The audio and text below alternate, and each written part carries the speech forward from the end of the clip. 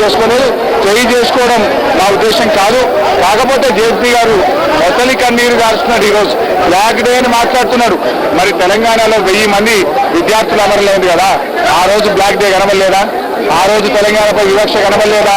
4 లక్షల మంది pen down చేస్తుంటే గవర్నర్ ప్రసంగంలో మాట మాత్రం చెప్పకపోవడం బ్లాక్ డే కాదా? 4 కోట్ల ప్రజలు సహాయ నిరాకరణలో పాల్గొంటే దాని గురించి కనీసం ప్రస్తావించకపోవడం బ్లాక్ డే కాదా? 4 కోట్ల తెలంగాణ ప్రజలు ఈ రాష్ట్రంలో లేరా? ఈ ప్రజలను గవర్నర్ విస్మరించినప్పుడు ఆ గవర్నర్ ప్రసంగం మాకు అక్కర్లేదు. గవర్నర్ ప్రసంగం మైకును కూడా విరగొట్టడం ఎంతవరకు కరెక్ట్ అని మీరు భావిస్తున్నారు? అవునండి, మా గురించి ప్రస్తావన లేని ప్రసంగం మాకెందుకండి?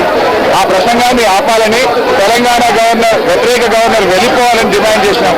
అయినా గవర్నర్ గారు ప్రసంగాన్ని కొనసాగించే ప్రయత్నం చేస్తే అడ్డుకున్నాం, మైకును తీసేసుకున్నాం. నేను కాదు, ఆయన నోరు దగ్గర పెట్టుకొని మతంతో మంచిదని చెప్పి చెప్తాను.